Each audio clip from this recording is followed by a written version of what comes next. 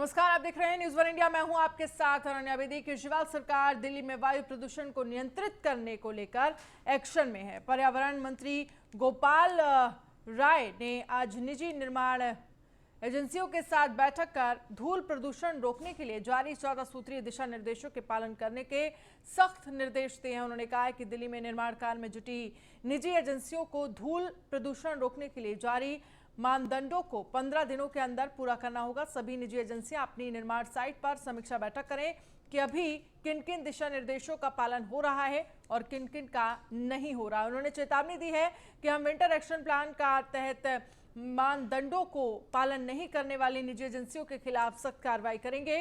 वायु प्रदूषण हमारी और हमारे बच्चों की जिंदगी से जुड़ा मुद्दा है, इसीलिए हम सभी को मिलकर अपनी सांसदों के लिए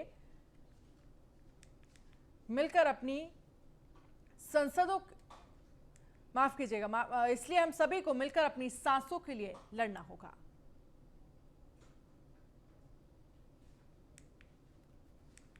जो किसी भी कंस्ट्रक्शन साइट को फॉलो करना मैंडेटरी होगा।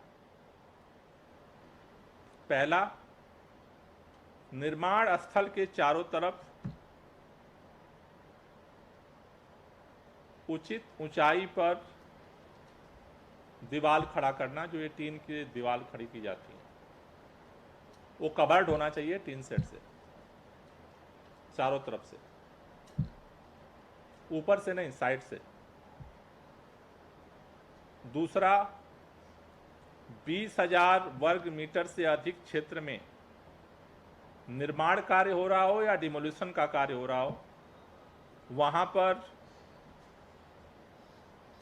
एंटी स्मॉग गन लगाना अनिवार्य होगा। तीसरा, निर्माण क्षेत्र में जो भी डिमोलिशन का कार्य हो रहा हो या निर्माण का कार्य हो रहा हो, तिरपाल या ग्रीन नेट से कवर करना अनिवार्य होगा।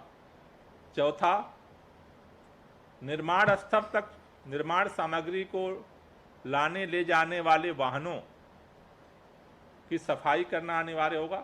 जो दिल्ली के मुख्यमंत्री अरविंद केजरीवाल लगातार गरीबों के उत्थान के लिए काम कर रहे हैं, जिसके तहत उन्होंने झुग्गी बस्तियों में रहने वाले परिवारों के लिए जहां झुग्गी वहीं मकान योजना शुरू की है। लेकिन केंद्र सरकार ने दिल्ली सरकार के ड्रीम प्रोजेक्ट पर रोक लगा दी है। इस योजना के तहत दिल्ली की झुग्गियों में रहने को मजबूर लोगों को सम्मान वाली जिंदगी देने पर जोर था।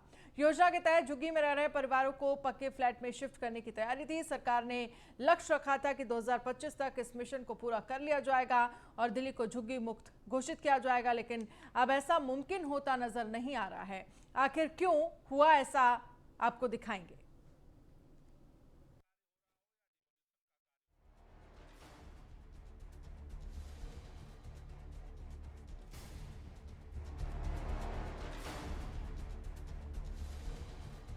दिल्ली सरकार का सपना था कि गरीबों को उनका अपना आशियाना दिला सके और गरीब अपने आशियाने में चैन की जिंदगी जी सके, जिसे लेकर दिल्ली सरकार ने एक ड्रीम प्रोजेक्ट भी शुरू किया था, जहां झुग्गी वहीं मकान। लेकिन केंद्र सरकार ने दिल्ली सरकार के इस प्रोजेक्ट पर रोक लगा दी है, जिसे लेकर एक बार फिर से केंद्र और दिल्ली सरकार आमने सामने आ गई है। सत्येंद्र जैन का कहना है कि दिल्ली सरकार 47,511 छोटे घर स्लम के लोगों के लिए बना रही थी। उसमें से काफी घर तैयार हो चुके हैं, लेकिन केंद्र ने दिल्ली सरकार के इस प्रोजेक्ट पर रोक लगा दी है। केंद्र सरकार ने अभी कैबिनेट से डिसीजन किया, उन्होंने आदेश दिया है कि दिल्ली के अंदर जितने भी ये 47,511 घर हैं जो कि बन चुके हैं या जिनमें थोड़ा बहुत काम रहता है या इनकम्प्लीट है, सभी घरों को स्लम्स के लिए ना देकर उन सबको अभी अफोर्डेबल रेंटल हाउसिंग स्कीम के अंदर देना होगा। आज कुछ न्यूज़पेपर्स में एक खबर छपी थी कि दिल्ली सरकार ये जिनके पैसे आ चुके हैं उनको भी दे रही है। हम बिल्कुल देने के लिए तैयार हैं, हमें ऐसी कोई आपत्ति नहीं थी। केंद्र सरकार ने भी आदेश दिया है कि अब किसी को भी स्लम वाले को वो घर नहीं दिए जा सकते हैं। जहां झुग्गी वहीं मकान केजरीवाल सरकार का ड्रीम प्रोजेक्ट है। इस योजना के जरिए कुल 89,400 फ्लैट्स का निर्माण होना है। वहीं 3 चरणों में एक तय प्रक्रिया के तहत इन फ्लैट्स में झुग्गी में रह रहे परिवारों को शिफ्ट करना था। कुछ फ्लैट्स का निर्माण तो पूरा भी हो चुका है और सीएम केजरीवाल ने भी काम में तेजी लाने के निर्देश दे रखे हैं, लेकिन अब उस प्रोजेक्ट पर कुछ समय के लिए ब्रेक लग गया है। मामले में बीजेपी का कहना है कि दिल्ली सरकार अपनी नाकामी का ठिकरा केंद्र सरकार पर फोड़ रही है। इसके अलावा उन्हें कुछ नहीं आता है। अपनी नाकामी का ठीकरा केंद्र सरकार पर फोड़ना, इसके अलावा कुछ नहीं आता आप सरकार को।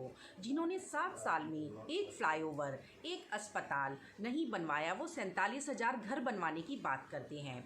सत्येंद्र जैन जी कहते हैं कि जहां झुग्गी वहीं मकान पर केंद्र ने रोक लगा दी है। तो मैं बता देना चाहती हूं कि जहां झुग्गी वहीं मकान केंद्र की ही एक योजना है। घर उपयोग बदला गया है। केंद्र ने कहा है कि यह घर पहले अफोर्डेबल रेंटल स्कीम के अंतर्गत दिए जाएं। हर किसी का सपना होता है कि उसका पक्का मकान हो। इसे लेकर दिल्ली सरकार ने योजना भी लागू की। जहां झुग्गी वहीं मकान पॉलिसी दिल्ली सरकार की प्रमुख पॉलिसी में से एक है, लेकिन दिल्ली सरकार और केंद्र सरकार की आपस में लड़ाई इस योजना पर पलीता लगाती दिख रही है। ये तो आने वाला समय ही बताएगा कि मकान का सपना देख रहे झुग्गियों में रहने वाले लोगों को पक्का मकान मिलेगा या यह योजना राजनीति की भेंट चढ़ेगी। Bureau report, news 1 India. Delhi के हौज खास इलाके में बने दरोज नाम के होटल पर सोमनाथ भारती ने भूमाफियाओं पर सवाल खड़े किए हैं। सोमनाथ भारती ने आरोप लगाया है कि डीडीए की मिली भगत से सरकारी जमीन पर कब्जा कर रखा है। सोमनाथ भारती ने कहा कि डीडीए से बात की, सबसे बात की, लेकिन कुछ निकल कर नहीं आ रहा है। सोमनाथ भारती ने कहा कि बीजेपी का नेता भूमाफिया है। भारती ने कहा कि अवैध सिस्टम पर एलजी का समर्थन मिल रहा है।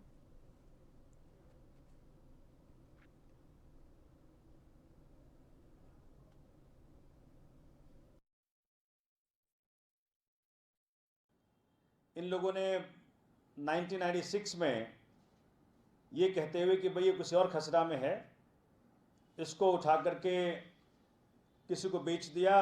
और 2009 में जो क्षेत्रीय पार्षद थे सरिंदर सिंह मोंटी, उनकी वाइफ श्रीमती रेणु सिंह, उन्होंने खरीदा। और फिर रेणु सिंह ने 2013 में किसी भूटिया के नाम आगे बेच दिया, सेल डीड कर दिया।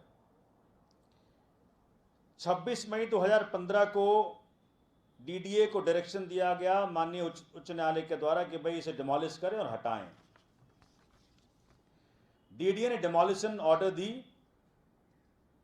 लेकिन बड़े इंटरेस्टिंग तरीके से डीडीए के कुछ अधिकारियों ने उस डिमोलिशन ऑर्डर को ना मानते हुए कि ना पालन हो पाए, ये दिखाया कि पुलिस उपलब्ध नहीं है।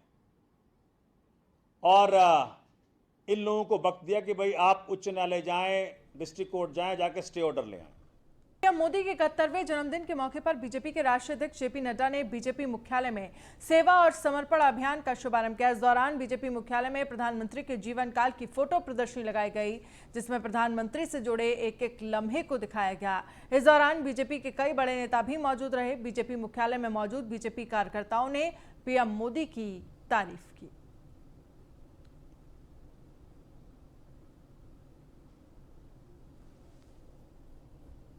देखिए, सबसे पहले मैं भारतवर्ष के आपके मेरे प्रत्येक भारतवर्ष के यशस्वी प्रधानमंत्री परम आदरणीय मोदी जी को उनके जन्म दिवस पर हार्दिक शुभकामनाएं प्रेषित करती हूं। और आपने बिल्कुल सही कहा कि हम सब लोग आज यहां पर हैं क्योंकि ये एक प्रदर्शनी लगाई गई है मोदी जी के कार्यों की। और जिस प्रकार से आप हर दीवार पर देखेंगे तो कोई ऐसा काम नहीं है, कोई ऐसा वर्ग नहीं है जो मोदी जी के कार्यों से अछूता हो। चाहे कोई भी समाज का कोई भी वर्ग हो, उसके लिए मोदी जी ने काम किया है। किसी भी महिला, पुरुष, युवा, बच्चे, अल्पसंख्यक, सैनिक, जहां भी आप नजर घुमाएंगे आपको ऐसा लगेगा कि एक प्रधानमंत्री और उनके इतने सारे काम। पहले तो मैं अपने देश के प्रधान सेवक प्रधानमंत्री नरेंद्र भाई मोदी जी को जन्मदिन की बहुत बहुत शुभकामनाएं देती हूं। आज हम उनके जन्मदिन के उपलक्ष्य में उनकी प्रदर्शनी देखने आए हैं।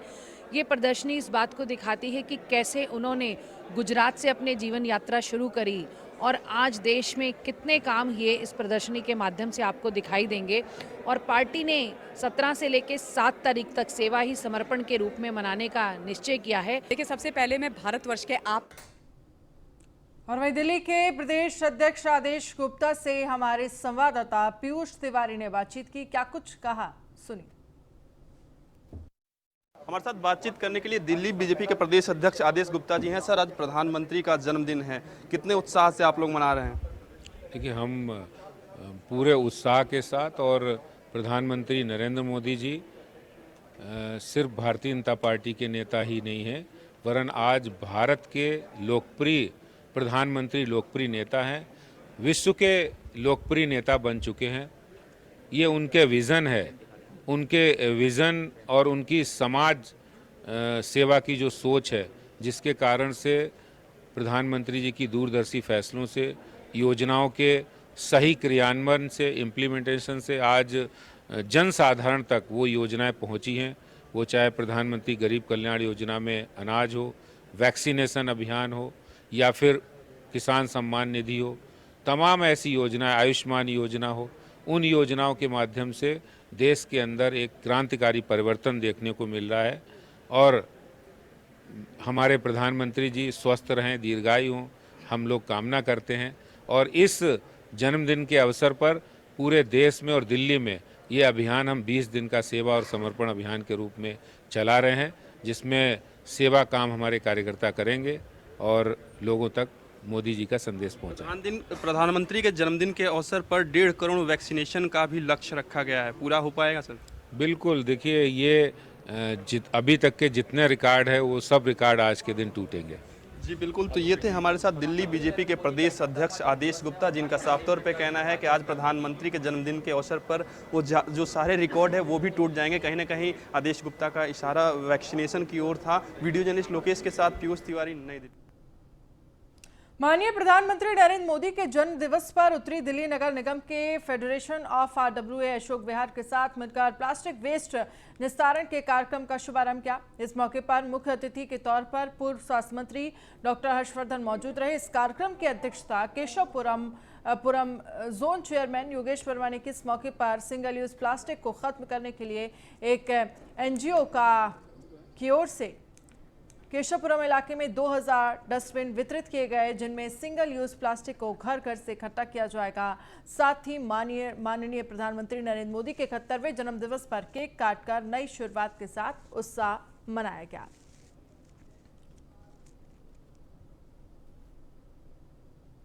ज़्यादा लोगों की शिकायत ये रहती है कि हम लोगों को जो है ना इस चीज़ का प्रशिक्षण दे रहे हैं, उनको कह रहे हैं कि भाई चालान कर देंगे, ये कर देंगे, वो कर देंगे, लेकिन बेसिकली जो बात है वो ना करके उस तरफ ज़्यादा ध्यान देते हैं। लेकिन अब क्योंकि ऑर्डर तो बहुत पहले के हुए हैं कि सिंगल यूज़ प्लास्टिक यूज़ नहीं करना है, लेकिन उसको एग्जीक्यूट करने में हमारे उत्तरी दिल्ली नगर निगम का ही जिम्मेवारी है सबसे ज़्यादा।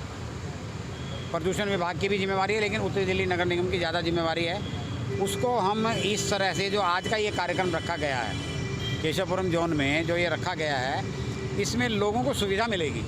उनको घर बैठे वो वाला प्लास्टिक जो सड़कों पे फेंका जाता है, जो यूज़ करते हैं, चाहे वो सिंगल यूज़ हो या प्रोसेसिंग वाला हो, वो सारा प्लास्टिक वहाँ से इकट्ठा किया जाएगा और उसको प्रोसेस किया जाएगा।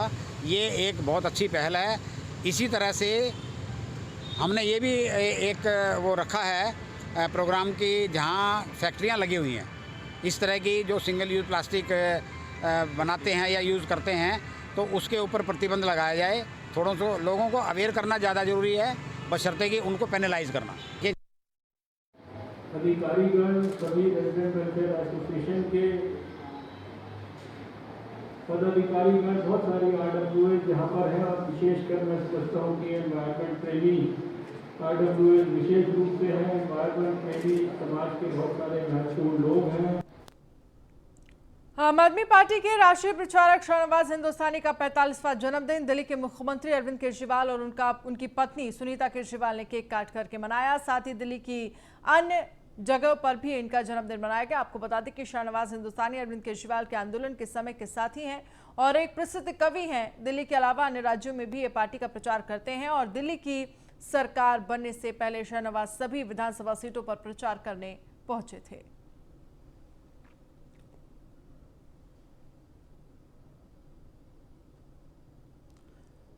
साउथ दिल्ली के कुख्यात gangster Shahrukh Khan right hand Govind Singh Thapa उर्फ डैनी को क्राइम ब्रांच ने पकड़ लिया।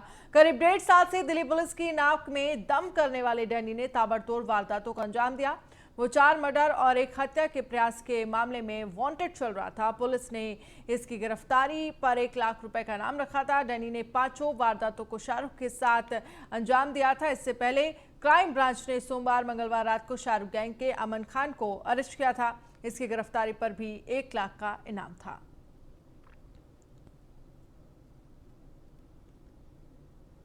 क्राइम ब्रांच की STF की टीम ने पिछले 2 महीने के दरमियान एक गैंग के खिलाफ सस्टेन्ड ऑपरेशन चलाया था।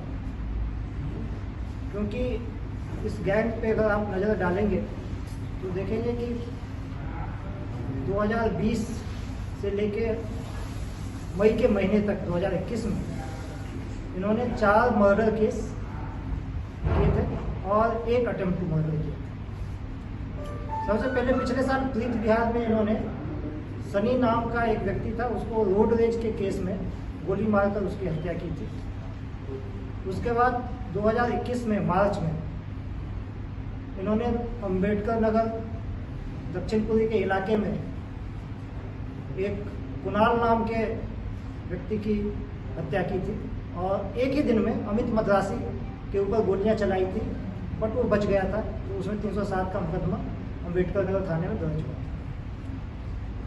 अप्रैल फर्स्ट वीक में मंडावली थाने के इलाके में इन्होंने फॉन इलियास नन्हे का मर्डर किया था और मई के महीने में जाफराबाद में कासिम नाम के व्यक्ति का मर्डर किया था। और इसमें कुछ मुकदमों में दिल्ली पुलिस को आंशिक रूप से सफलता मिली। बुलेटिन में फिलहाल इतना ही। आप बने रहिए न्यूज़ फॉर इंडिया के साथ। नमस्कार।